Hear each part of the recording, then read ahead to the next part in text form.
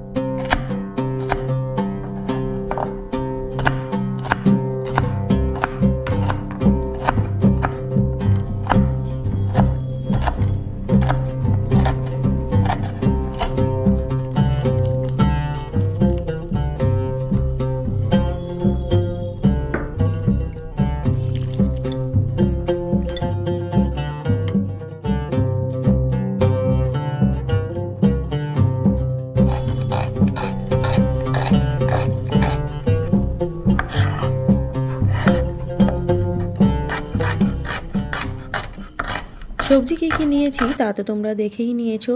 সঙ্গে এখানে পনিরটাকেও টুকরো টুকরো করে নিয়েছি, আর নিয়েছি কাজু কিশমিশ, সঙ্গে আদা কুচি, পেঁয়াজ কুচি, কাঁচা লঙ্কা কুচি আর রসুনের কুচি। আর একেবারে ভেজ বানাতে চাইলে এখানে পেঁয়াজের কুচি আর রসুনের কুচিটাকে স্কিপ করে দিতে পারো। এবারে কড়াইয়ের মধ্যে সাদা তেল দিয়ে দিয়েছি, সঙ্গে দিয়ে দিলাম রসুনের কুচি আর আদার টুকরোগুলোকে দিয়ে হালকা করে ভেজে নিচ্ছি। একে একে সবগুলোর মধ্যে দিয়ে দেব। এবারে আমি দিয়ে দিচ্ছি কাজুটাকেও কিছুটা সময় ধরে ভেজে নেব, আর সঙ্গে দিচ্ছি কিশমিশ। আর সাদা তেলের পরিবর্তে তোমরা এখানে ঘিও ব্যবহার করে নিতে পারো, আর এখানে আমি পুরোটাই কিন্তু সাদা তেলে বানাবো। এবারে দিয়ে দিলাম কাঁচা লঙ্কার কুচি, হালকা করে সবগুলোকে ভেজে নিলাম, সঙ্গে দিয়ে দিলাম পেঁয়াজের টুকরোগুলোকে।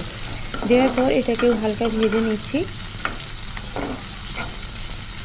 এবারে দিয়ে দেব টুকরো করে রাখা পনিরটাকেও হালকা করে নাড়াচাড়া করে ভেজে নেব। তবে তার আগে দিয়ে দিলাম স্বাদ মতো লবণ আর দিলাম গোলমরিচের গুঁড়ো।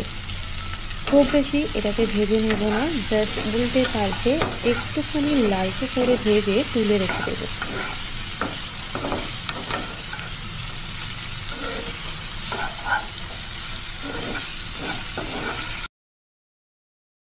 ওই কড়ার মধ্যে আরও কিছুটা সাদা তেল দিয়ে দেবো। দেওয়ার পরে এখানে দিয়ে দিলাম সবজিগুলো একেবারে টুকরো টুকরো করে রেখেছি, তাই বেশি সময় লাগবে না। আর এখানে স্বাদ মতো লবণ দিয়ে নাড়াচাড়া করে এটাকে ভেজে নিচ্ছি। তবে খুব ভাজা করে নেবেন না, একটুখানি নরম হয়ে গেলেই কিন্তু এটা হয়ে যাবে। আর নরম হয়ে গেছে, এবারে এটাকে আমি তুলে রেখে দেব।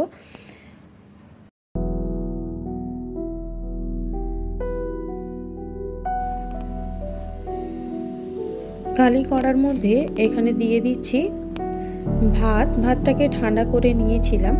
আর এখানে আপনারা বাসমতি চালের ভাতও ব্যবহার করে নিতে পারেন। এখানে আমি নর্মাল চালের ভাত ব্যবহার করে নিচ্ছি। এবারে এর ওপরে দিয়ে দিলাম পরিমাণ মতো লবণ আর গোলমরিচের গুঁড়ো। এটাকে দেওয়ার পরে ওপর থেকে দিয়ে দেব সবজি আর পনিরের যে মিক্সটা করে রেখেছিলাম সেই মিক্স।